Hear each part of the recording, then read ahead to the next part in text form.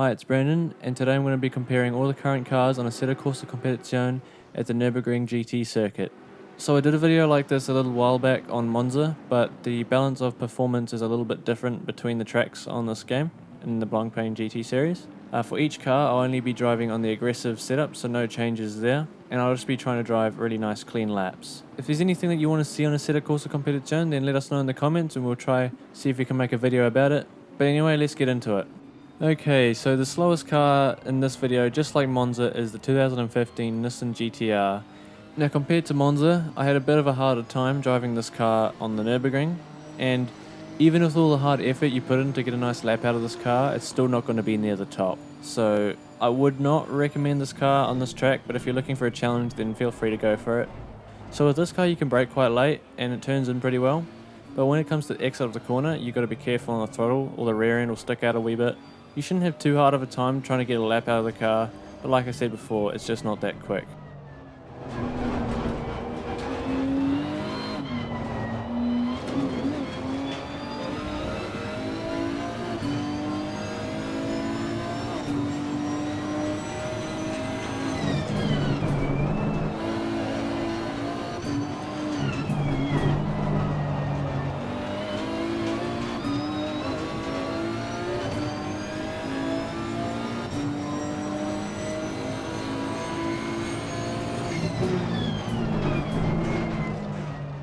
Now you'll find in each car you'll have to take the Schumacher S in a different way. In this car you'll probably find it's best to avoid the curbing on the right to start with. You have to completely lift off the throttle quickly and then get back on it. You can use a little bit on the left and the curbing on the right again, and that's how you get through that corner in this car. The rest of the lap's pretty straightforward.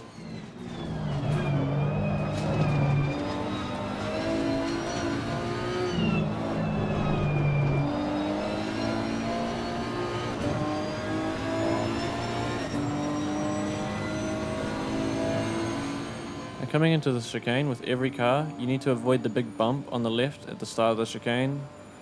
You can hit it a little bit more on the exit, but just avoid the first one. That'll put you right off and throw you off the track. Other than that, that's a lap with the Nissan GTR, the 2015 model, and I managed to do a time of a 1:55.3. And now we move on to the Jaguar. Now I was surprised that the Jaguar was so slow on this track. In the Monza video I made, it came second, so that's a big drop. Anyway, the car feels pretty bad on this track if I must be honest. It's very understeery in corner entry, and its brakes aren't as good as some of the other cars.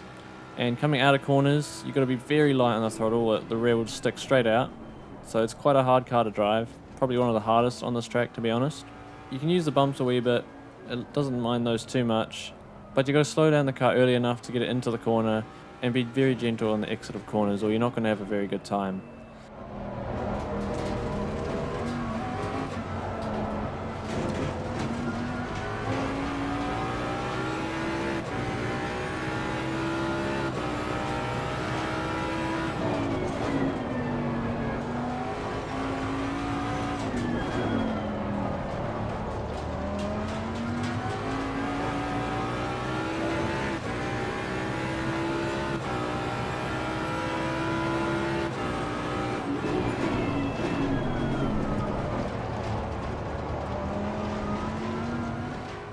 Now coming up to the Schumacher S, you can use a bit of the curbing on the right in this car. You're going to have a quick lift of the throttle and you can use a little bit on the left if you need, back to the right, and there we go, we're through. So if you're feeling like it, you can use a bit of the curb on the entry to give yourself a better line to the corner.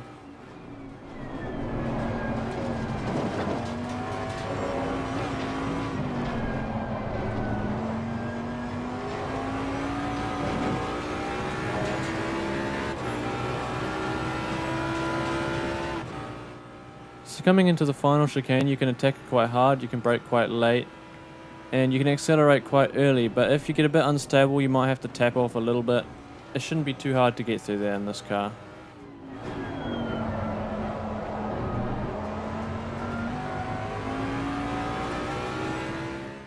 And the Jaguar pulls a lap time of a 1:54.7, which is a bit faster than the 2015 Nissan GTR, but the difficulty of driving of this car on this track puts me off a little bit. And the next car we move on to is the Bentley. In the Monza comparison, the Bentley was right near the bottom. It was only just faster than the 2015 Nissan GTR. And right after that video I made, there was another balance of performance which made the Bentley a little quicker. But at the Nurburgring, it seems to perform much better. And this car likes bumps, it can handle them really well, and braking's not too much of an issue. It likes to get a bit unstable under braking sometimes, but if you can control that, it's not too bad. Coming out of corners though, this car likes to step out, so if you can control the throttle, this is a pretty decent car around this track. And obviously you'll have to adapt to being on the right side of the car, but it's not too bad, and I quite enjoy this car around this track.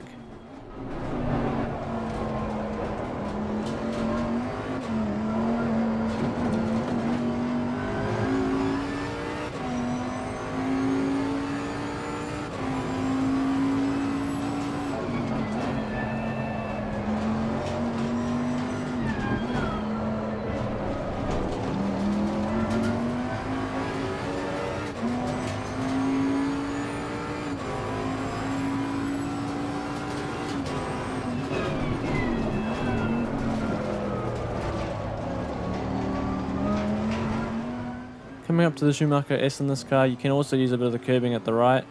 Quick lift of the throttle and back on. You can use the curbing on either side up the top. And there we go.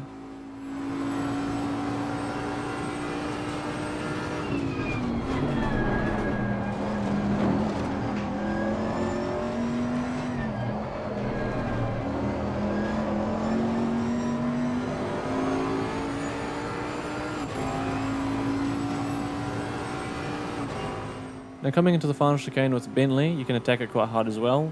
It's not too hard to get through. Just avoid that first bump again, and you can put your foot down quite early, so it's not too hard. And now just the final corner left.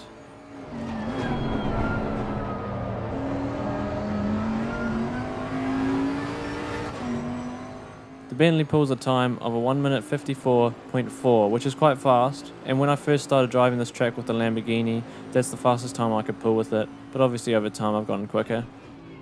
And the next car that we move on to is the 2018 Nissan GTR. So it still sits around about the same spot as it did at Monza. The turn-in of this car is not too bad. You can use a little bit of on-throttle oversteer to get yourself around the corner if you need to. It's not that slow, and it's not the fastest as well, but it's a fairly nice car to drive, and I'll let you see this lap.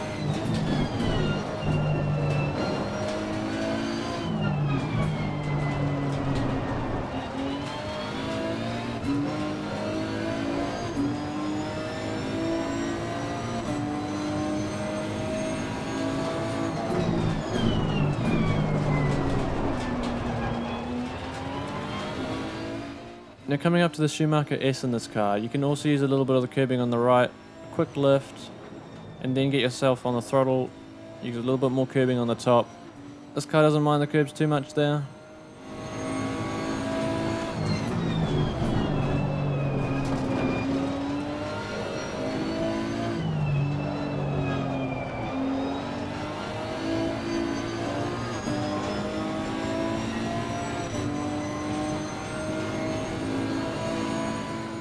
Coming into the final chicane, I also found myself attacking this corner quite hard in the Nissan GTR.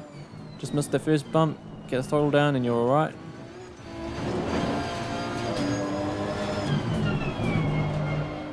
Final corner, ease the throttle on and we pull a time of a 153.9. So once again we're a bit quicker and we are now into the 153s, which is pretty quick. Overall, I found the 2018 Nissan GTR to be a nice car to drive and quite fast too. And now we move on to the Ferrari, which is in third place. On the Monza comparison, I talked about how the Ferrari is quite a maneuverable car. It doesn't have the greatest top speed, but it'll do quite well on tight tracks. After driving on this track, I found that to be true. It went really fast, and overall it just handles really nice. It turns in where you want it to, and you don't have to worry too much about getting oversteer when you put the throttle down.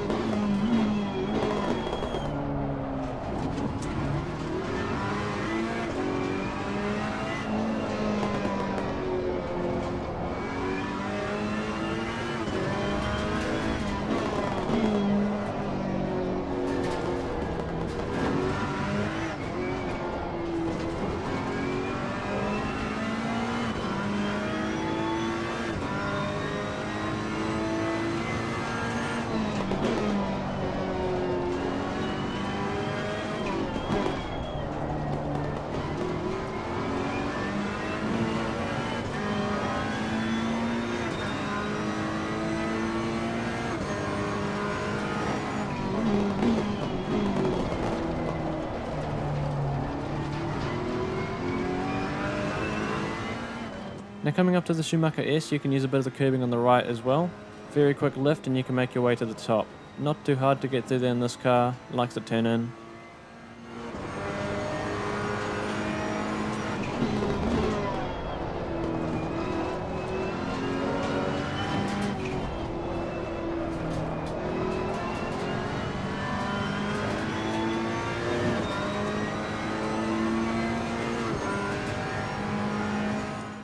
Now coming to the final chicane in this car, you have to attack it quite hard to go fast, brake really late, and make sure to avoid that bump on the inside.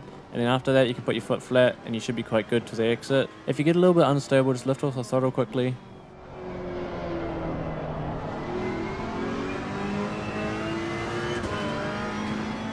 The Ferrari pulls a time of 1:53.7, which is a little bit quicker than the Nissan. I really enjoyed driving this car, it wasn't too hard to get around the track, and I could probably drive this for a long period of time without too many mistakes. Similar with the Nissan, but this will be a bit faster in my opinion around this track. The next car that we move on to will be the BMW, which is a big step up from where it was positioned at Monza. Usually I quite like this car because it's not too hard to drive and I can get a fast lap time without too much effort. But in this case I was constantly having to make sure that my throttle inputs were perfect because otherwise I would be thrown off the track. You can go quite fast in this car without too much effort, but when you want to push this car you have to be very careful or it can easily go wrong. Usually this car can take bumps quite well, but in some corners I was having some problems with it.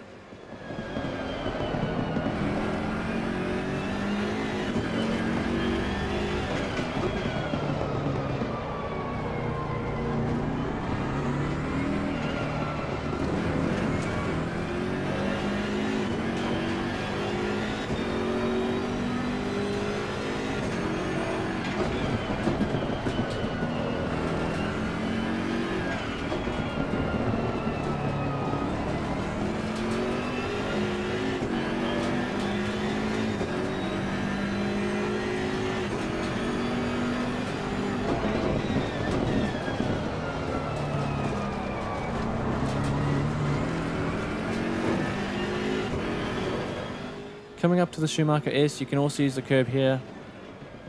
It likes to stick out a little bit on entrance, but if you can put up with that, you can go through the corner quite fast.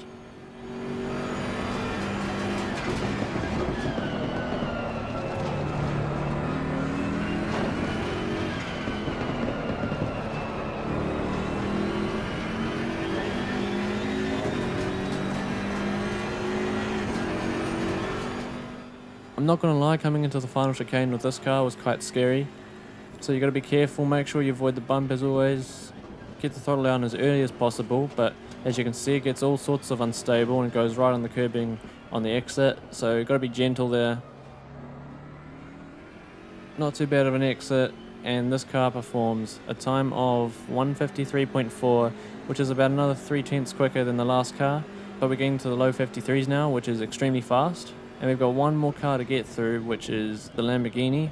Now moving on to the Lamborghini, this car you have to be very precise with. So if you turn the car too much on the entrance of the corner, the rear end's just going to follow it and you're going to spin out. I don't know how well it comes through in this video, but my steering inputs are a lot more gentle in this car than most of the other cars. This car gets quite a lot of oversteer when you're coming into corners and you lift off the brake. So sometimes you need a tiny bit of throttle input just to keep the car stable coming into the corners.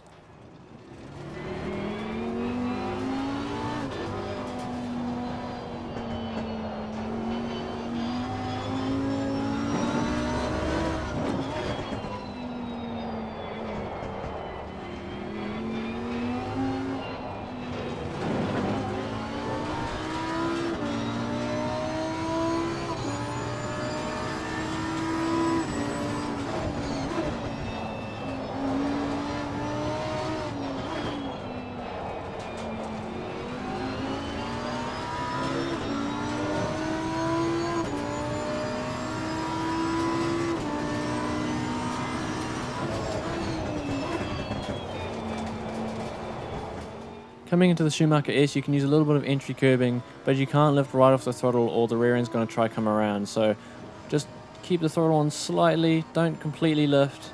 And as you can see, I only just made it around, but if you want to go fast, you've got to do it like that.